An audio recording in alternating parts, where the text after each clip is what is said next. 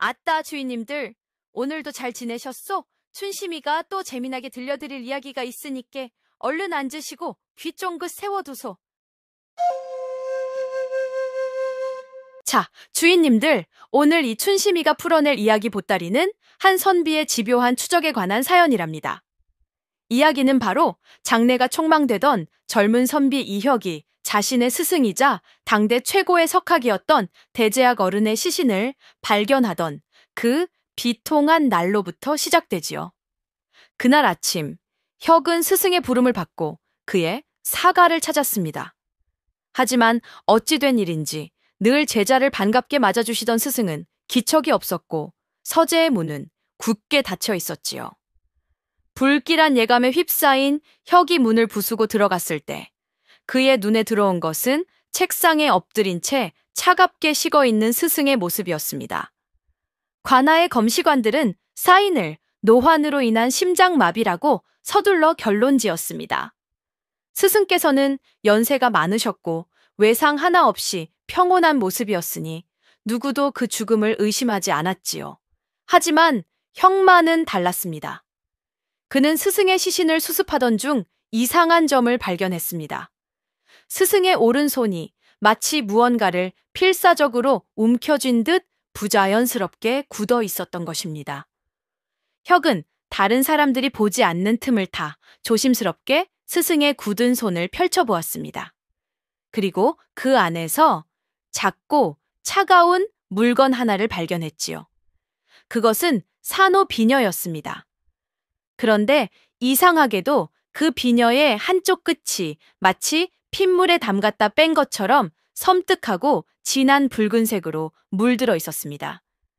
이것은 단순한 비녀가 아니다. 스승님께서 마지막 순간까지 손에 쥐고 있던 단서다.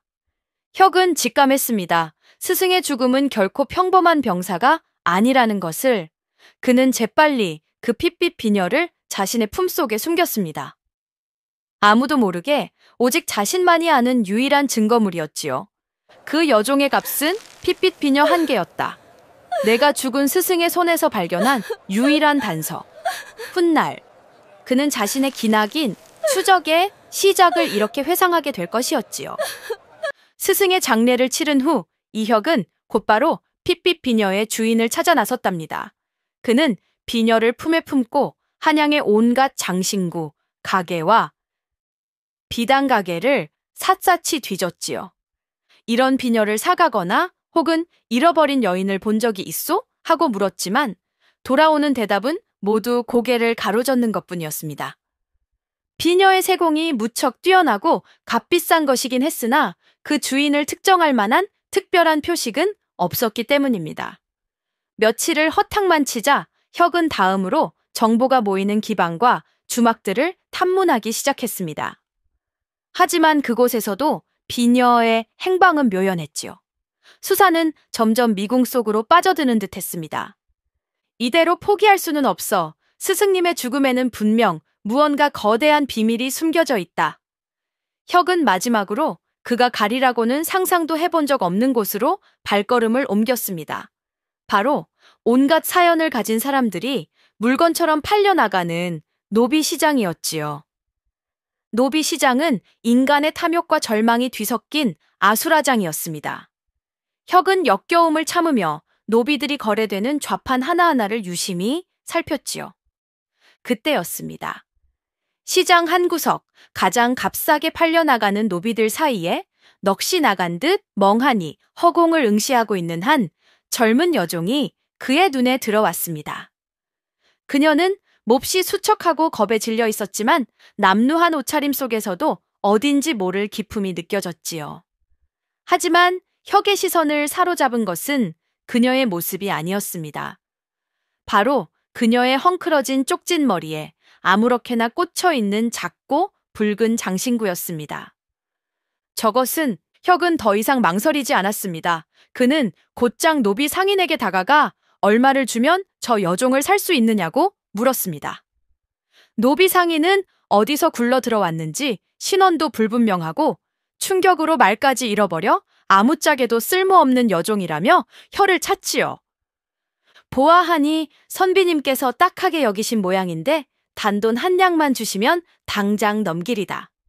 혁은 주저없이 엽전 한 잎을 던져주고는 여종의 팔을 붙잡았습니다. 여종은 겁에 질려 그의 손길을 피하려 했지만 혁은 단호하게 그녀를 이끌었지요. 혁은 여종을 자신의 집으로 데려왔습니다. 그의 집은 스승을 잃은 슬픔과 진실을 밝혀야 한다는 무거운 책임감으로 온기 하나 없이 삭막했지요. 그는 여종에게 월이라는 이름을 지어 주었습니다. 그리고는 곧장 자신의 서재로 그녀를 데려가 단도직입적으로 묻기 시작했지요. 내 머리에 꽂고 있던 그 비녀, 어디서 난 것이냐? 혁은 자신이 품고 있던 핏빛 비녀를 꺼내 보이며 두 비녀가 한 쌍임을 확인시켜 주었습니다. 이 비녀의 원래 주인은 누구이며 너는 그와 어떤 관계냐? 그리고 며칠 전 대제학 어른께서 돌아가시던 그 밤에 너는 어디서 무엇을 하고 있었느냐? 그의 목소리는 날카롭고 집요했습니다. 스승의 죽음에 대한 단서를 찾으려는 조급함에 그는 겁에 질린 여종을 배려할 여유가 없었지요. 하지만 월은 아무런 대답도 하지 못했습니다. 아니, 하지 않은 것이 아니라 할 수가 없었습니다.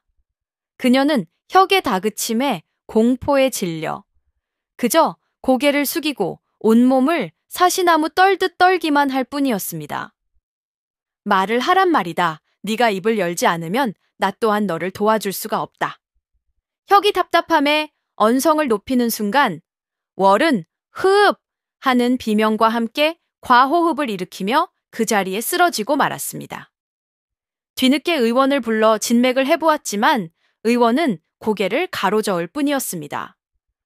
몸의 병이 아니라 마음의 병이 너무 깊어 스스로 기억의 문을 닫아버린 듯하오. 언젠가 그 충격이 가시면 기억이 돌아올 수도 있겠으나 섣불리 다그쳤다가는 오히려 연경폐인이 될 수도 있으니 그저 기다리는 수밖에 없소. 혁은 허탈함에 주먹을 불끈 쥐었습니다. 유일한 단서라고 생각했던 열쇠가 녹이 새우러 열리지 않는 자물쇠가 되어버린 셈이었습니다. 그는 월을 원망스러운 눈으로 쳐다보았지만 공포에 질려 웅크리고 있는 그녀의 가녀린 모습을 보니 차마 더 이상 다그칠 수가 없었지요. 그는 하는 수 없이 월을 집안의 허드렛 일을 하는 여종으로 두기로 했습니다. 그녀의 기억이 돌아올 때까지 그녀를 자신의 눈앞에 두고 감시하며 기다리는 것. 그것이 지금 그가 할 수 있는 유일한 방법이었습니다.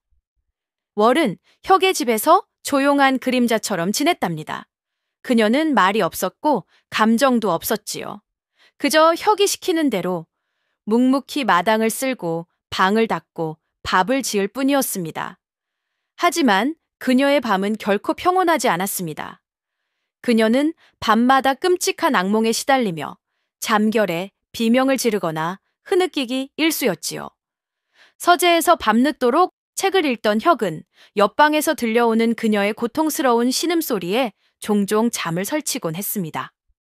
처음에는 그저 귀찮게만 여겼지만 매일 밤 반복되는 그녀의 악몽이 어쩌면 잃어버린 기억과 관련이 있을지도 모른다는 생각을 하게 되었지요. 어느 날 밤 혁은 월의 방문 앞에서 숨을 죽이고 그녀의 잠꼬대에 귀를 기울였습니다. 싫어, 오지마, 푸른 모란. 푸른 모란? 혁은 고개를 갸웃거렸습니다. 의미를 알 수 없는 말이었습니다. 서채기, 불에, 타는 냄새. 그녀의 잠꼬대는 두서가 없었고 파편처럼 흩어져 있었습니다. 그날 이후 혁은 밤마다 월의 방문 앞에서 그녀의 잠꼬대를 엿듣고 그녀가 내뱉는 단어들을 하나도 빠짐없이 종이에 기록하기 시작했습니다. 푸른 모란, 서책, 타는 냄새, 붉은 비단, 무서운 눈. 낮이 되면 그는 그 단어들을 가지고 마치 수수께끼를 풀듯 스승의 죽음과 연관지어 추리를 해나갔습니다. 서책과 타는 냄새라면 혹시 스승의 서재에서 무언가 증거가 될 만한 것이 불에 탔던 것은 아닐까? 붉은 비단이라면 혹시 비녀 말고 또 다른 증거품이 있었던 것은 아닐까? 이 혁이 홀로 외로운 싸움을 계속하는 동안 관에서는 그의 스승인 대제학의 죽음에 대한 공식적인 수사가 조용히 진행되고 있었답니다.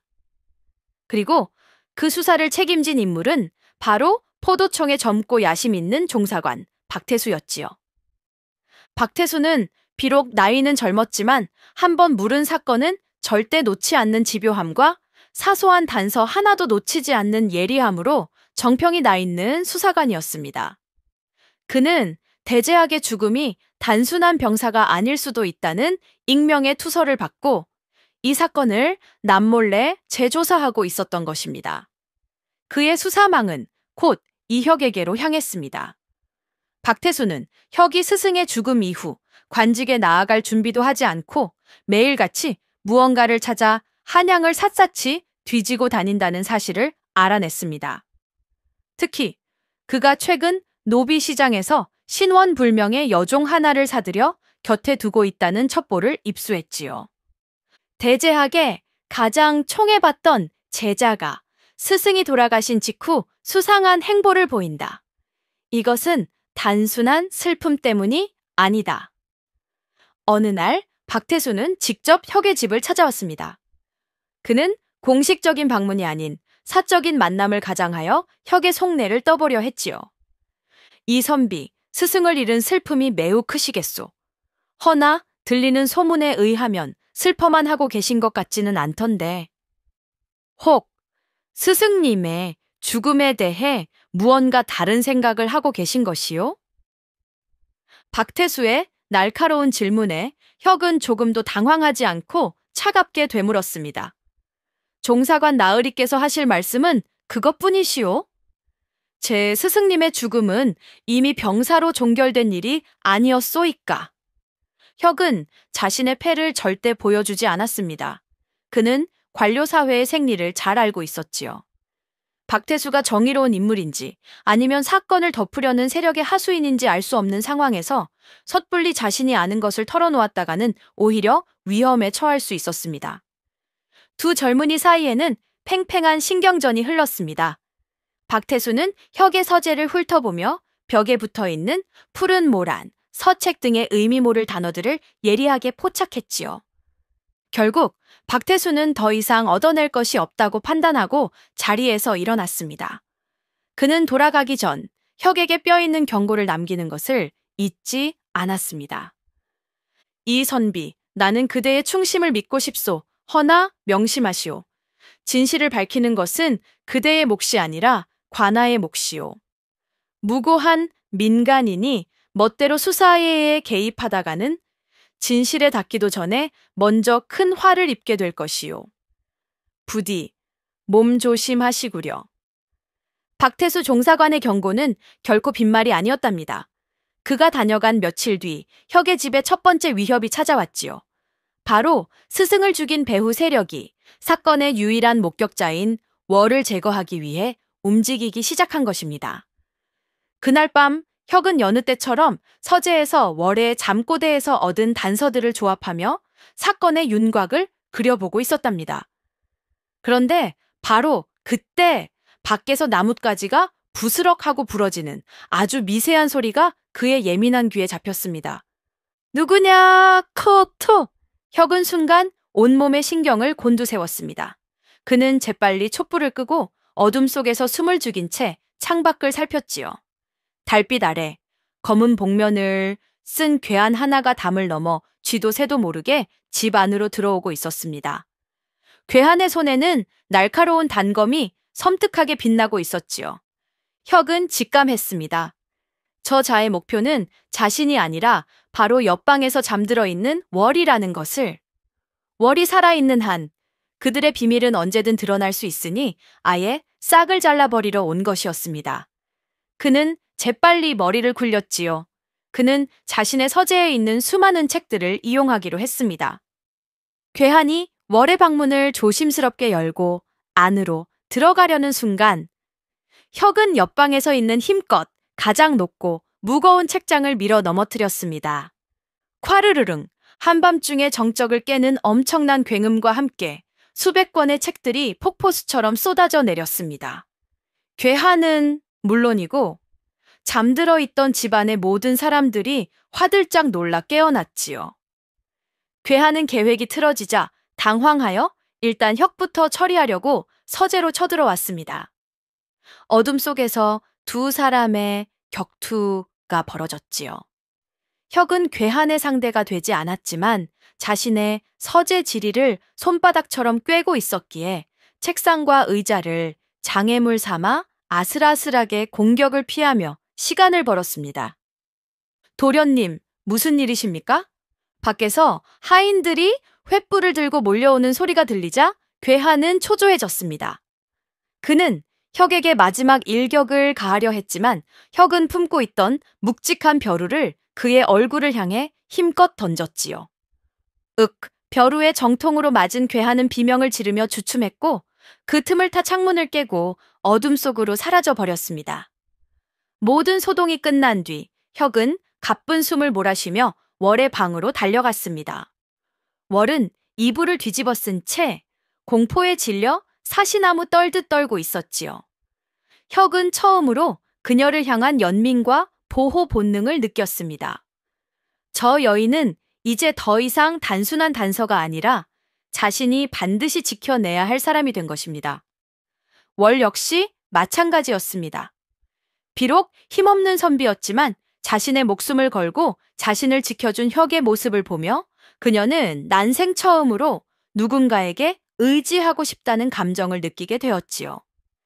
괴한의 습격은 혁에게 위기이자 동시에 기회가 되었답니다. 그는 깨달았지요.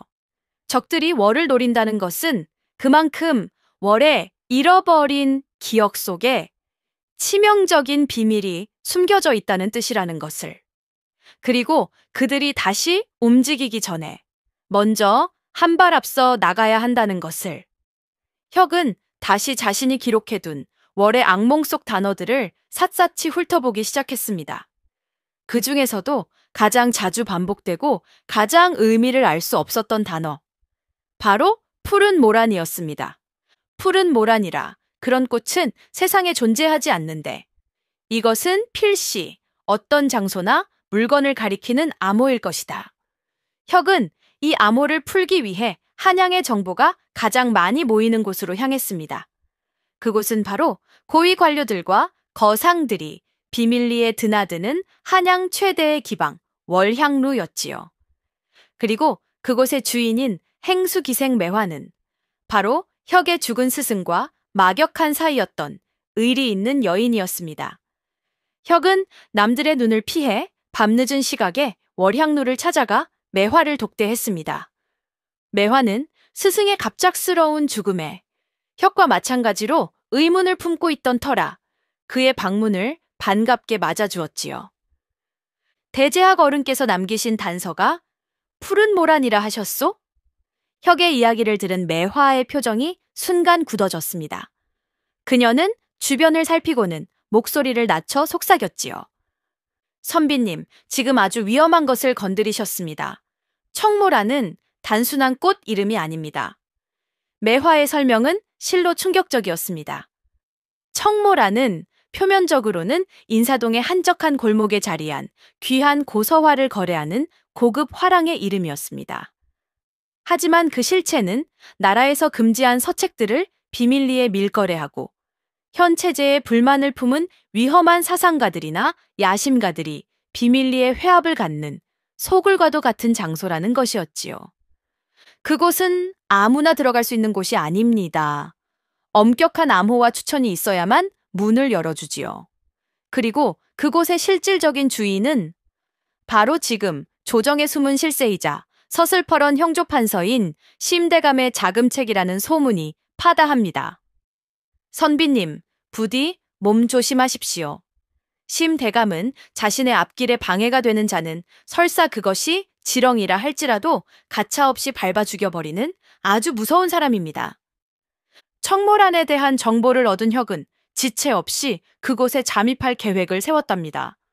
하지만 그곳은 워낙 경비가 삼엄하고 아무나 들여보내주지 않는 비밀스러운 장소였기에 여간한 배짱과 기지가 아니고서는 문턱을 넘기조차 어려운 곳이었지요.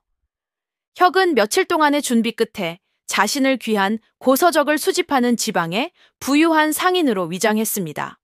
그는 값비싼 비단 도포를 입고 손에는 옥으로 만든 부채를 드는 등 겉모습은 영락없는 돈 많은 한량이었지요. 그리고 월은 그의 시중을 드는 말없는 하녀로 꾸몄습니다. 그녀의 기억을 되살릴 결정적인 단서가 그곳에 있을지도 모르니 위험하지만 반드시 함께 가야만 했습니다. 매화의 도움으로 혁은 청모란의 주인과 간신히 연이 닿아 귀한 서책을 거래하고 싶다는 뜻을 전할 수 있었습니다. 며칠 뒤 약속한 날 밤에 두 사람은 마침내 청모란에 굳게 닫힌 문 앞에 서게 되었지요. 청모란 내부는 겉보기와는 전혀 다른 세상이었습니다. 은은한 향 냄새와 함께 벽면을 가득 채운 고서화와 희귀한 서책들이 고풍스러운 분위기를 자아냈지요. 하지만 그곳을 오가는 사람들의 눈빛은 단순한 예술 애호가들의 것이 아니었습니다. 그들의 눈에는 야망과 비밀, 그리고 위험한 사상이 번뜩이고 있었지요. 혁은 청모란의 주인과 몇 마디 말을 나누며 자연스럽게 주변을 살폈습니다. 그리고는 화장실을 다녀오겠다는 핑계를 대고 월을 데리고 서고의 가장 깊숙한 곳으로 향했지요. 그곳은 일반 손님들의 출입이 금지된 곳이었습니다. 서고의 가장 안쪽 벽에는 사람 키만 한 거대한 모란도 그림이 걸려 있었습니다. 그런데 이상하게도 다른 그림들과는 달리 그 그림에만 먼지가 거의 쌓여 있지 않았지요. 마치 누군가 자주 만지기라도 한 듯이 "워라, 저 그림을 보거라. 무언가 느껴지는 것이 없느냐." 혁의 말에 월은 멍하니 그 그림을 쳐다보았습니다. 푸른색과 붉은색이 오묘하게 뒤섞인 현실에는 존재하지 않을 법한 신비로운 모란 그림. 그 그림을 보는 순간 월의 머릿속에서 쨍! 하고 무언가 깨지는 듯한 소리가 들렸습니다. 그녀는 극심한 두통과 함께 다시 잊었던 기억의 파편들을 떠올렸습니다. 그날 밤 스승과 함께 바로 이 방에 왔었다. 스승은 저 그림 뒤에 비밀 공간에서 붉은 비단에 쌓인 서책 꾸러미를 꺼내 들었다. 바로 그때 넘어진 촛대로 인해 불이 붙었고 방안이 아수라장이 되었다. 그리고 어둠 속에서 나타난 한 사내의 예. 뱀처럼 차갑고 무서운 눈빛. 기억이. 월이 고통스러워하며 주저앉는 순간 그들의 등 뒤에서 서늘한 목소리가 들려왔습니다. 쥐새끼들이 감히 여기까지 기어 들어왔구나. 돌아보니 그곳에는 검은 옷을 입은 살수, 귀영이 소리 없이 서서 그들을 노려보고 있었습니다. 살수, 귀영의 등장은 그야말로 섬뜩했답니다. 그는 이름 그대로 언제부터 그곳에 있었는지 모를 만큼 아무런 소리도 기척도 없이 두 사람의 등 뒤에 서 있었지요. 그의 손에는 칠흑 같은 어둠 속에서도 서늘하게 빛나는 단도가 들려 있었습니다. 내 놈들이 본 것을 살아서 이곳 밖으로 가져갈 수는 없을 것이다. 귀영은 지체 없이 혁을 향해 몸을 날렸습니다. 그의 움직임은 인간의 것이라고는 믿기 힘들 정도로 빠르고 예측 불가능했습니다. 혁은 급히 몸을 날려 공격을 피했지만 귀영의 단도는 뱀처럼 그의 옷자락을 스치고 지나갔지요. 혁은 무인이 아니었기에 정면으로 맞서는 것은 자살 행위나 다름없었습니다. 그는 재빨리 주변의 지형 지물을 이용하기로 했습니다. 그는 옆에 있던 육중한 서책장을 귀영을 향해 밀어 넘어뜨렸습니다. 콰르르릉 수백 권의 서책들이 쏟아져 내리며 귀영의 앞을 가로막았습니다. 혁은 그 틈을 타 아직도 충격에서 벗어나지 못하고 있는 월의 손을 잡아 끌고 미친 듯이 달리기 시작했지요. 이쪽이다! 귀영은 쏟아진 책들을 가볍게 밟고 넘어 그림자처럼 그들의 뒤를 쫓았습니다. 청모란 내부는 순식간에 아수라장이 되었습니다. 경비무사들이 사방에서 칼을 빼들고 두 사람의 앞을 가로막았지요. 월아, 정신 차려라. 여기서 죽을 수는 없다. 두 사람은 좁고 복잡한 서고 사이를 필사적으로 헤치며 도망쳤습니다. 막다른 길에 다다랐다고 생각한 순간 월이 갑자기 한쪽 벽면을 가리켰습니다. 저기, 그곳은 겉보기에는 평범한 벽이었지만 월은 본능적으로 그곳이 다른 곳과 다르다는 것을 느꼈습니다. 그녀는 벽의 한 부분을 힘껏 밀었고, 그러자 드르륵 하는 소리와 함께 벽이 돌아가며 좁은 비밀 통로가 나타나는 것이 아니겠소. 두 사람은 재빨리 그 안으로 몸을 숨겼습니다.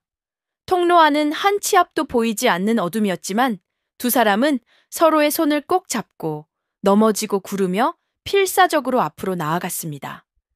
등 뒤에서는 귀영과 무사들이 쫓아오는 거친 발소리가 점점 더 가까워져 왔지요. 한참을 달렸을까 통로의 끝에서 희미한 빛이 보이기 시작했습니다.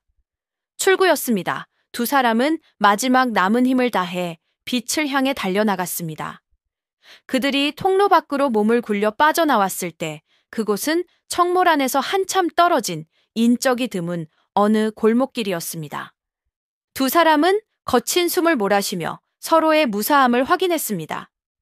무사히 청몰 안을 빠져나온 두 사람은 한밤중이 되어서야 겨우 혁의 집으로 돌아올 수 있었답니다. 두 사람 모두 지칠 대로 지쳐 있었고 긴장이 풀리자 온몸의 힘이 쭉 빠져나가는 듯 했지요. 혁은 그제야 아까의 탈출 과정에서 월의 다리가 날카로운 파편에 긁혀 상처를 입었다는 것을 발견했습니다. 이런, 상처가 깊구나. 어서 치료해야겠다. 혁은 피곤한 기색도 없이 직접 약상자를 가져와 월의 앞에 앉았습니다. 그는 조심스럽게 그녀의 버선과 속바지를 걷어 올렸지요. 이전 같았으면 양갓집 교수도 아니었던 여종의 맨살을 보는 것에 아무런 감흥이 없었겠지만 이상하게도 지금은 저도 모르게 얼굴이 붉어지는 것을 느꼈습니다. 미안하오, 혁이 나직이 말했습니다. 나 때문에 그대를 이런 위험한 일에 끌어들여서. 혁의 사과에 월은 처음으로 희미하게 고개를 저었습니다. 그리고는 아주 작은 목소리로 몇 달 만에 처음으로 입을 열었지요. 아닙니다. 그 한마디뿐이었지만 그것으로 충분했습니다. 그날 밤 혁은 잠든 월의 곁을 밤새 지켜주었습니다. 그는 잠든 그녀의 얼굴을 보며 마음속으로 굳게 다짐했지요. 무슨 일이 있어도 내가 반드시 너를 지켜주겠다. 그리고 너의 잃어버린 기억과 삶을 되찾아주겠다. 혁과 월이 청몰 안에서 목숨을 건 탈출을 감행하는 동안 포도청의 박태수 종사관 역시 발빠르게 움직이고 있었답니다. 그는 자신의 정보망을 통해 혁과 월이 상인과 하녀로 위장하고 청몰 안에 잠입했다는 사실과 그날 밤 그곳에서 큰 소동이 있었다는 사실을 모두 알아냈지요.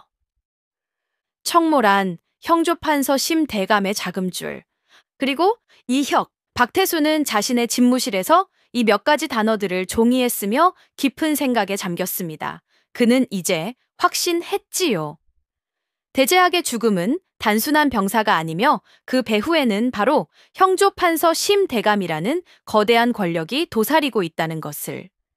그리고 이혁은 자신보다 먼저 그 진실에 접근한 위험한 열쇠를 쥔 인물이라는 것을. 박태수는 고민에 빠졌습니다. 만약 자신의 추측이 사실이라면 이것은 일개 종사관이 감당할 수 있는 사건이 아니었습니다. 형조판서는 왕의 신임이 두터운 하늘 같은 권세가였지요.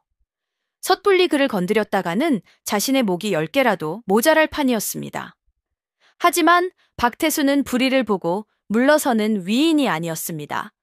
그는 이 사건을 파헤치기 위해 더욱더 치밀하고 은밀하게 움직이기 시작했지요. 그는 가장 먼저 대제학이 죽기 직전 그의 행적을 샅샅이 재조사했습니다. 그리고 마침내 결정적인 첩보 하나를 입수하게 되었지요. 대제학은 죽기 며칠 전 심대감이 역모를 꾸미고 있다는 첩보를 입수하고 이를 뒷받침할 증거를 비밀리에 수집하고 있었다는 것이었습니다. 역시 박태수는 수하들을 시켜 밤낮으로 혁의 집 주변을 은밀하게 감시하게 했습니다. 심대감의 자객으로부터 그들을 보호하고 동시에 그들의 다음 행보를 파악하기 위함이었지요. 청몰 안에서의 충격 이후 월은 조금씩이지만 안정을 되찾아가고 있었답니다. 혁의 따뜻한 보살핌 속에서 그녀는 더 이상 밤마다 악몽에 시달리지 않았고 텅 비어 있던 그녀의 눈에도 조금씩 생기가 돌기 시작했지요. 그러던 어느 날 그녀는 혁의 어지러운 서재를 정리하다가 자신도 모르게 익숙한 행동을 하고 있는 스스로를 발견하고는 깜짝 놀랐습니다.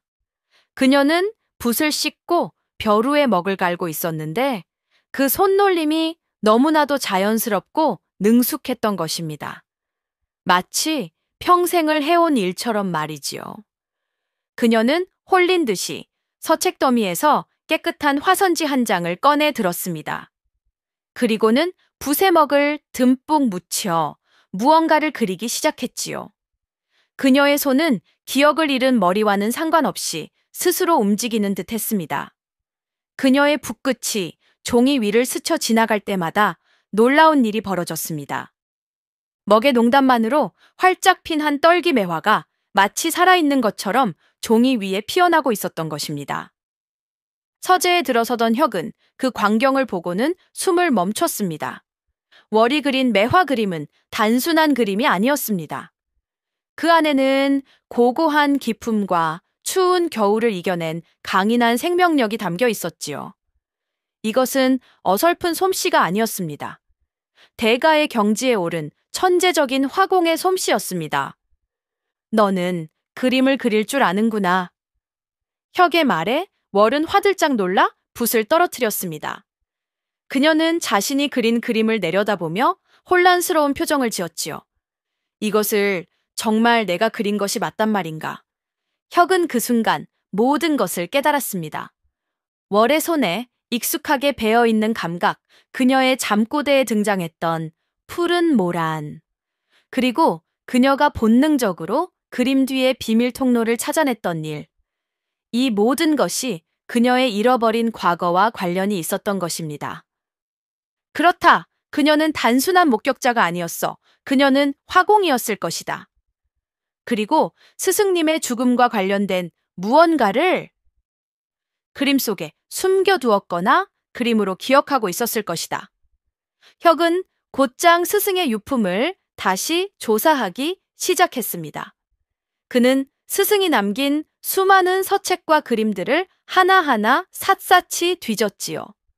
혹시 월과 관련된 단서가 남아있지 않을까 하는 희망에서였습니다. 그리고 마침내 그는 스승이 가장 아끼던 낡은 서책 한 권의 맨 뒷장에서 아주 작은 글씨로 쓰인 기록 하나를 발견해냈습니다. 금일, 다니의 재주가 또 한 번 나를 놀라게 하다. 그 아이의 붓끝에는 세상을 담는 힘이 있구나. 다니, 혁은 직감했습니다. 이것이 바로 월의 진짜 이름이라는 것을. 그리고 그녀가 바로 스승이 극찬했던 천재적인 화공이었다는 것을.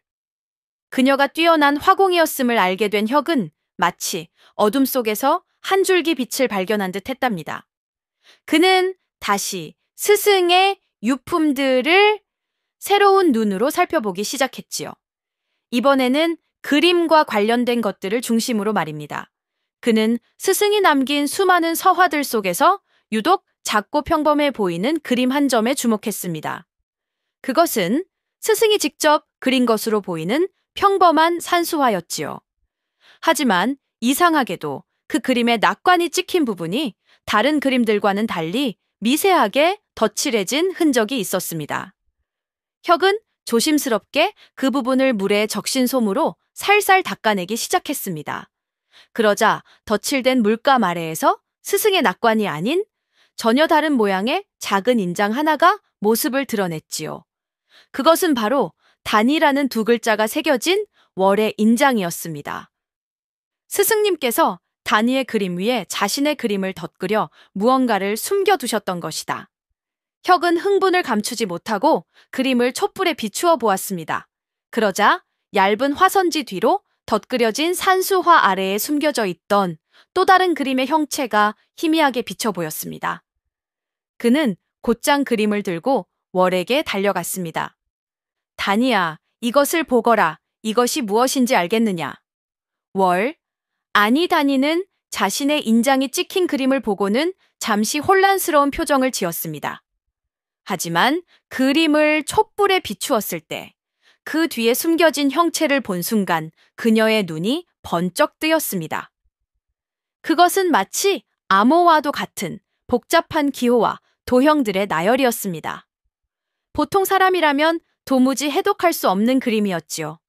하지만 다니는 그것을 보는 순간 본능적으로 그 의미를 알아챘습니다. 이것은 서책의 배치도입니다. 그녀가 떨리는 목소리로 말했습니다. 그게 무슨 말이냐? 각각의 기호는 서책의 종류를, 도형은 서가의 위치를 나타내는 것입니다. 그리고 이 모든 것을 순서대로 이으면 하나의 문장이 만들어집니다. 두 사람은 밤을 새워 그림 속에 숨겨진 암호를 해독하기 시작했습니다. 그리고 마침내 그 암호가 가리키는 문장을 완성했을 때 그들은 경악을 금치 못했지요. 왕좌의 북쪽, 용의 눈물이 닿는 곳. 왕좌의 북쪽이라면 궁의 후원이 틀림없다. 그렇다면 용의 눈물이 닿는 곳이란? 혁이 고개를 갸웃거리는 순간 다니가 외쳤습니다. 향원정의 용조각상, 비가 오면 그 조각상의 눈에서 물이 떨어지는 것처럼 보입니다. 스승님께서는 바로 그곳에 무언가를 숨겨두신 것입니다. 모든 것이 분명해졌습니다. 스승은 심대감의 영모 증거를 아무도 의심하지 않을 왕궁의 가장 깊숙한 곳에 숨겨두고 그 장소를 그림 암호로 남겨두었던 것입니다. 결정적인 단서를 손에 쥔 순간 그동안 굳게 닫혀있던 다니의 기억의 문이 마침내 활짝 열리고 말았답니다. 그림 속에 숨겨진 암호를 해독해낸 것을 기폭제로 잊고 있던 모든 과거가 폭풍처럼 그녀의 머릿속으로 휘몰아쳐 들어왔지요. 다니는 머리를 감싸쥐고 고통스럽게 신음했습니다. 그리고는 7년 전이 아닌 바로 몇 달 전 스승이 돌아가시던 그 끔찍했던 밤의 모든 기억을 남김없이 떠올렸습니다. 그녀의 본명은 홍다니. 그녀는 몰락한 화원 집안의 딸이었지만 그림의 천재적인 재능을 보여 대제학의 눈에 띄어 그의 비밀 제자가 되었던 것입니다. 대제학은 그녀의 재능을 아껴 아들처럼 딸처럼 그녀를 보살펴 주었지요. 사건이 있던 그 밤, 대제학은 심대감의 영모 증거인 밀거래 장부를 손에 넣었습니다. 하지만 그것을 조정에 고발하기 전에 심대감의 수하들에게 꼬리를 밟히고 말았지요. 대제학은 위험을 직감하고 다니에게 도움을 청했습니다. 다니야, 이 장부를 내 그림 솜씨로 똑같이 위조하여 가짜 장부를 만들어 다오. 내가 그 가짜로 놈들을 유인하는 동안 너는 진짜 장부를 궁궐의 안전한 곳에 숨겨야 한다. 다니는 스승의 명에 따라 밤을 새워 밀거래 장부를 그림처럼 똑같이 위조했습니다. 바로 그때 심대감과 그의 살수귀영이 서재로 들이닥친 것입니다. 대제학은 다니를 지키기 위해 위조된 장부를 들고 그들과 맞섰습니다. 그는 심대감의 죄를 꾸짖으며 이 증거를 가지고 당장 자수하라고 호통쳤지요. 하지만 심대감은 눈 하나 깜짝하지 않고 귀영에게 스승을 죽이라고 명했습니다. 다니야, 도망쳐라, 어서. 그것이 스승의 마지막 말이었습니다. 귀영의 칼이 스승의 심장을 꿰뚫는 끔찍한 광경을 다니는 숨어서 모두 지켜보아야 했습니다. 다니는 충격과 공포 속에서 진짜 장부가 숨겨진 그림을 품에 안고 필사적으로 도망쳤습니다. 하지만 도망치는 과정에서 머리를 크게 부딪혔고 그 충격으로 모든 기억을 잃어버린 채 어느 노비 상인의 손에 넘어가 시장으로 팔려오게 되었던 것입니다. 스승님, 제가 스승님을 모든 것을 기억해낸 다니는 죄책감과 슬픔에 몸부림치며 오열했습니다. 혁은 그런 그녀를 끌어안고 그녀의 등을 토닥여 주었지요. 아니, 그대의 잘못이 아니다. 그대는 스승님의 마지막 유지를 지키기 위해 최선을 다했던 것이다. 이제 우리가 해야 할 일은 단 하나뿐이다. 스승님의 뜻을 이어 저 악인들을 심판하는 것. 혁과 단이가 모든 진실을 깨닫고 궁궐에 숨겨진 증거를 찾아낼 계획을 세우는 동안 교활한 심대감 역시 가만히 앉아있지는 않았답니다. 그는 자신의 비밀 정보망을 통해 이혁이라는 애송이 선비가 자신의 뒤를 캐고 있으며 심지어 기억을 잃었던 여종까지 함께하고 있다는 사실을 모두 보고받고 있었지요. 대제학 그 늙은이가 죽어서까지 내 발목을 잡는구나. 싹을 잘라버렸어야 했는데. 심대감은 더 이상 이들을 살려두었다가는 자신의 모든 것이 물거품이 될 수도 있다는 위기감을 느꼈습니다. 그는 쥐를 잡기 위해 아주 교활하고도 치명적인 함정을 파기로 마음먹었지요. 며칠 뒤 혁의 집으로 한 장의 비밀 서신이 날아들었습니다. 발신인의 이름은 없었지만 그 서신에는 실로 놀라운 내용이 적혀 있었습니다. 이혁 선비께 나는 대제학 어른을 죽인 진범을 알고 있소. 내일 밤 인왕산의 외딴 정자로 홀로 오시오. 모든 증거와 함께 진범의 목을 당신께 넘겨주겠소. 단 약속을 어기고 관아에 알리거나 다른 사람을 데려온다면 증거는 영원히 사라질 것이오. 그것은 누가 보아도 명백한 함정이었습니다. 하지만 혁은 그 서신을 읽고 잠시 깊은 고민에 빠졌지요. 단이는 그의 곁에서 불안한 눈으로 말했습니다. 나리, 이것은 함정입니다. 가시면 아니 됩니다. 저들이 나리를 죽이려 하는 것입니다. 나도 알고 있다. 혁은 차분하게 대답했습니다. 하지만 가야만 한다. 예, 어째서입니까? 이것이 저들이 우리에게 보내는 마지막 경고이자 최후 통첩이기 때문이다. 우리가 이 제안을 거절하고 궁궐로 향한다면 저들은 무슨 수를 써서라도 우리를 막으려 할 것이다. 그 과정에서 네가 위험해질 수도 있다. 차라리 내가 직접 호랑이 굴로 들어가 이 모든 것을 끝내야 한다. 그것은 너무나도 위험한 도박이었습니다. 하지만 혁에게는 다른 계획이 있었지요. 그는 이 함정을 역으로 이용하여 심대감의 꼬리를 확실하게 잡을 생각이었던 것입니다. 그는 날이 밝자 몰래 집을 빠져나가 포도청에 박태수 종사관을 찾아갔습니다. 그동안 서로를 경계하며 팽팽한 신경전을 벌여왔던 두 사람이었지만 이제는 힘을 합쳐야 할 때였습니다. 혁은 박태수에게 자신이 알아낸 모든 것을 털어놓았습니다. 스승의 죽음에 얽힌 진실, 단이의 정체, 그림, 암호, 그리고 심대감이 파놓은 함정까지. 박태수는 그의 말을 듣고 경악을 금치 못했지만 이내 그의 용기와 지혜에 감탄했습니다. 자네, 정말 대단한 일을 해냈군. 좋다. 이제부터는 나도 더 이상 방관하지 않겠다. 함께 그 악의 뿌리를 뽑아버리세. 약속한 날 밤, 혁은 홀로 인왕산의 외딴 정자로 향했답니다. 그의 발걸음은 비장했고 그의 눈빛은 그 어느 때보다도 차갑게 빛나고 있었지요. 그는 이것이 자신의 마지막 길이 될 수도 있다는 것을 잘 알고 있었습니다. 떠나기 전 그는 다니에게 자신의 모든 계획을 설명해 주었습니다. 내가 정자로 가서 심대감을 상대하는 동안 너는 박태수 종사관과 함께 궁궐로 가야 한다. 그리고 약속된 장소에서 비밀 장부를 찾아내어 임금님께 직접 바쳐라. 이것이 우리가 이길 수 있는 유일한 길이다. 단이는 눈물을 흘리며 그의 옷자락을 붙잡았습니다. 싫습니다. 날이 혼자 가시면 죽을지도 모릅니다. 저도 함께 가겠습니다. 아니, 너는 살아야 한다. 혁은 그녀의 어깨를 붙잡고 단호하게 말했습니다.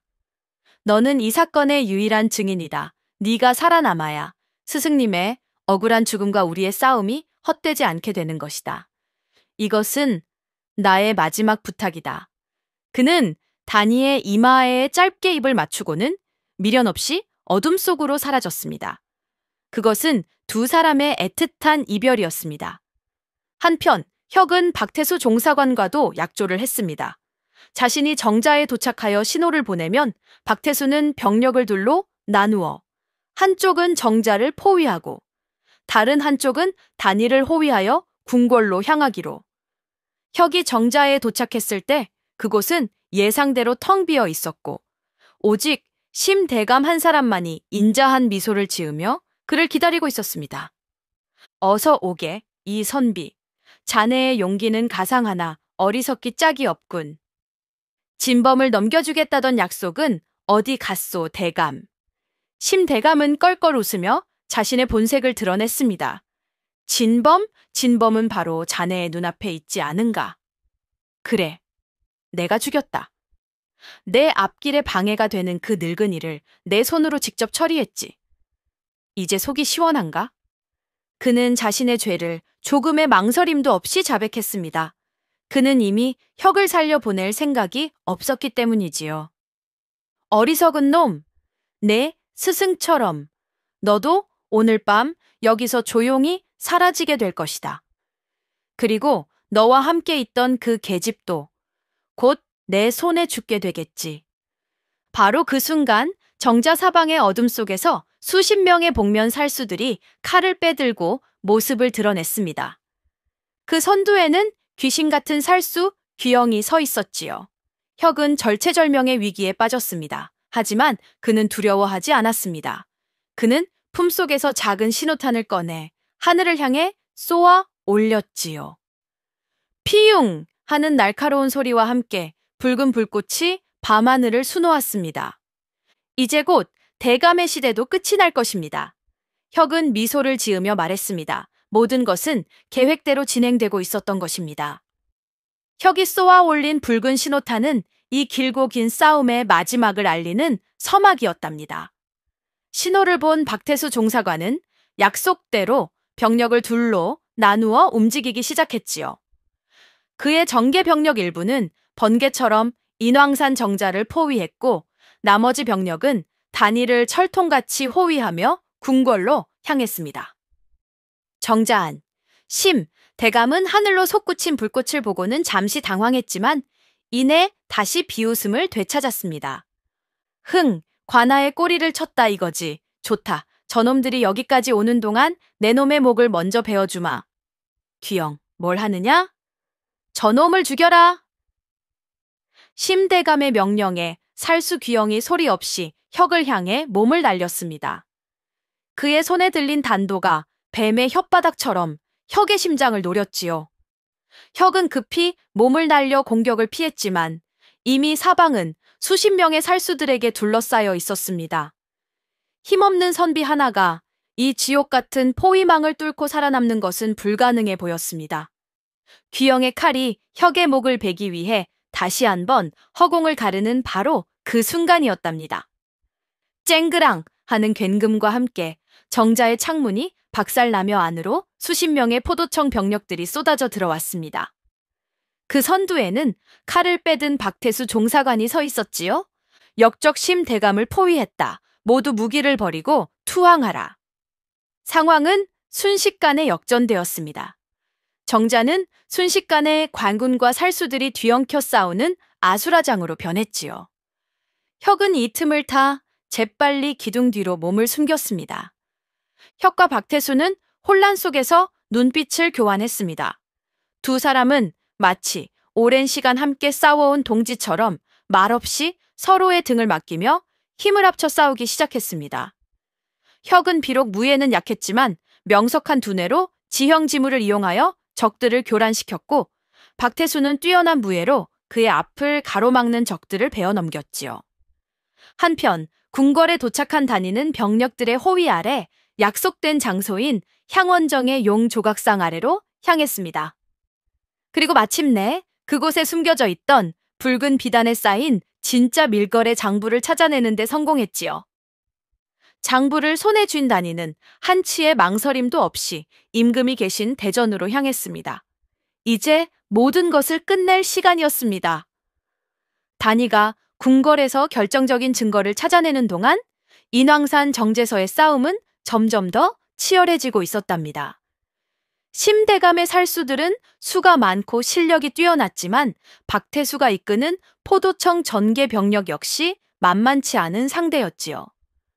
팽팽한 접전이 계속되는 가운데 혁과 박태수는 힘을 합쳐 살수 귀영을 상대하고 있었습니다. 귀영의 무공은 실로 무시무시했습니다. 그는 두 사람을 상대로 조금도 밀리지 않고 오히려 그들을 압도했지요. 박태수가 정면에서 그의 공격을 막아내는 동안 혁은 그의 사각을 노리며 교란 작전을 펼쳤습니다. 네, 이놈, 쥐새끼처럼 숨지만 말고 정정당당히 맞서 싸워라. 귀영이 혁을 조롱하며 소리쳤습니다. 살수가 정정당당함을 논하다니 가소롭구나. 혁은 침착하게 받아치며 계속해서 주변의 물건들을 던져 그의 시선을 분산시켰지요. 싸움이 길어지자 박태수의 팔에 조금씩 상처가 늘어나기 시작했습니다. 귀영은 그 틈을 놓치지 않고 박태수의 심장을 향해 결정적인 일격을 날렸지요. 위험하오. 혁은 그 순간 옆에 있던 커다란 도자기 화분을 발로 차 귀영을 향해 굴렸습니다. 귀영은 공격을 멈추고 화분을 피할 수밖에 없었고 그 덕분에 박태수는 목숨을 건질 수 있었지요. 바로 그때였답니다. 정자 밖에서 임금의 행차를 알리는 우렁찬 외침과 함께 수백 명의 금위형 병사들이 횃불을 들고 산을 오르는 것이 보였습니다. 단이가 마침내 임금에게 모든 것을 고하고 심대감을 체포하라는 어명을 받아낸 것입니다. 이 광경을 본 심대감의 얼굴이 하얗게 질렸습니다. 그는 모든 것이 끝났음을 직감했지요. 이럴 수가. 심대감의 사병들과 살수들 역시 금위영의 등장에 전의를 상실하고 동요하기 시작했습니다. 귀영은 마지막까지 발악하며 혁을 죽이려 했지만 혁과 박태수는 힘을 합쳐 그의 공격을 막아냈고 마침내 그의 어깨에 깊은 상처를 입히는데 성공했습니다. 궁지에 몰린 심대감은 마지막까지 살아남기 위해 비열한 수를 썼답니다. 그는 포박당하기 직전 가장 가까이 있던 단이를 낚아채 그녀의 목에 비수를 겨누었지요. 모두 물러서라! 한 발짝이라도 다가오면 이 계집의 목을 베어버릴 것이다. 모두가 얼어붙었습니다. 박태수조차 섣불리 움직이지 못했지요. 심대감은 단이를 인질 삼아 포위망을 뚫고 도망칠 시간을 벌려 했던 것입니다. 단이야! 혁은 절망적으로 그녀의 이름을 불렀습니다. 모든 것을 바로잡았다고 생각한 순간 가장 소중한 사람을 잃게 될지도 모르는 절체절명의 위기였습니다. 바로 그때 혁은 망설이지 않았습니다. 그는 조금의 주저함도 없이 자신의 몸을 날려 심대감과 단이의 사이를 파고들었습니다. 푹! 섬뜩한 소리와 함께 심대감의 비수가 혁의 팔을 깊숙이 꿰뚫었습니다. 혁은 끔찍한 고통에 신음했지만 물러서지 않았습니다. 그는 상처 입은 팔로 심대감을 붙잡고 다른 쪽 손으로는 단이를 자신의 등 뒤로 밀어냈지요. 이제 끝입니다, 대감. 혁의 희생으로 단이가 풀려나자 기다리고 있던 포도청 병력들이 일제히 달려들어 심대감을 제압했습니다. 마침내 모든 상황이 완전히 종료된 것입니다. 며칠 뒤 의금부에서는 심대감에 대한 국문이 열렸습니다. 그의 역모죄와 대제학 살해 혐의는 명백한 증거 앞에 낱낱이 드러났지요. 결국 심대감과 그의 수족이었던 귀영을 비롯한 모든 역모 가담자들은 삼족을 멸하는 대역죄로 참수형에 처해졌습니다. 나라의 큰 역적을 처단하고 스승의 원수를 갚은 공로로 조정에서는 혁에게 높은 벼슬을 내리려 했습니다. 하지만 혁은 모든 것을 사양했지요. 그는 이번 사건을 겪으며 권력의 더러운 속성과 허망함을 뼈저리게 느꼈기 때문입니다. 그는 그저 평범한 선비로 돌아가 조용히 학문에 정진하며 살기를 원했습니다. 단이 역시 스승의 원수를 갚고 자신의 누명을 벗었습니다. 그녀는 월이라는 이름 대신 홍단이라는 자신의 진짜 이름을 되찾았고 원한다면 궁중 화원으로 들어갈 수도 있는 명예를 얻었지요. 모든 것이 제자리를 찾은 듯 했습니다. 하지만 혁의 마음 한구석에는 아직 해결되지 않은 무거운 짐이 남아 있었습니다. 그것은 바로 이제는 자유의 몸이 된 다니와의 관계였습니다. 그녀는 더 이상 그에게 빚진 것이 없었습니다. 이제 그들은 각자의 길을 가야 할 시간이었습니다. 두 사람 사이에는 어색한 침묵이 흘렀습니다. 이제 그들은 더 이상 주인과 노비도 사건을 쫓는 동지도 아니었으니까요. 서로의 마음 속에 깊은 연정이 자리 잡고 있다는 것을 알고 있었지만 누구도 먼저 그 마음을 꺼내 보이지는 못했지요. 그러던 어느 날 혁이 다니를 불렀습니다. 그는 그녀에게 작은 비단 주머니 하나를 건네주었지요. 이제 그대는 자유의 몸이니 어디든 원하는 곳으로 가시오. 이 노잣돈이 그대의 새로운 삶의 작은 보탬이 되었으면 하오? 그것은 이별 통보였습니다. 혁은 생각했습니다. 자신은 몰락한 가문의 가난한 선비일 뿐 천재적인 재능을 가진 그녀의 앞날을 막아서는 안 된다고. 그녀를 진정으로 위한다면 이제는 놓아주어야 한다고. 다니는 비단 주머니를 받지 않았습니다. 그녀는 대신 자신의 머리에 꽂고 있던 붉은 산호 비녀를 빼어 그의 손에 쥐어주었지요. 바로 혁이 그녀를 처음 샀을 때 그녀의 머리에 꽂혀 있던 그 작은 비녀였습니다. 제 값은 이 비녀 한 개였습니다. 다니는 눈물을 글썽이며 하지만 환한 미소를 지으며 말했습니다.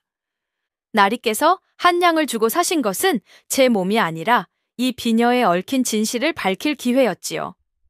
허나 저는 나리께 구원받은 목숨이니 그 빚은 아직 갚지 못했습니다. 그녀는 혁의 손을 꼭 잡았습니다. 그러니 평생 나리의 곁에서 이 빚을 갚으며 살게 해주십시오. 나리의 글을 위해 먹을 갈고 나리의 그림을 위해 붓을 씻으며 그렇게 나리의 달이 되어 평생을 함께하고 싶습니다. 그것은 그녀의 진심 어린 사랑 고백이었습니다. 혁은 더 이상 자신의 마음을 숨길 수 없었지요. 그는 그녀를 끌어안고 그녀의 손에 들린 핏빛 비녀를 받아 다시 그녀의 머리에 소중하게 꽂아주었습니다. 스승의 죽음으로 시작되었던 핏빛 비녀의 비극적인 인연은 그렇게 두 사람의 새로운 삶을 약속하는 사랑의 증표가 되어 그들의 앞날을 환하게 비추기 시작했습니다. 자, 주인님들, 오늘 이 춘심이가 들려드린 그 여종의 값은 핏빛 비녀 한 개였다 이야기는 여기까지랍니다. 참으로 아슬아슬하고도 애틋한 사연이 아니었소이까? 부디 주인님들께서도 운명이 던져주는 작은 단서 하나를 놓치지 마시고 귀한 인연을 만들어 가시기를 바라겠소이다. 이 춘심이 다음에도 더 재미난 이야기 보따리 들고 찾아뵙겠소? 고맙소이다.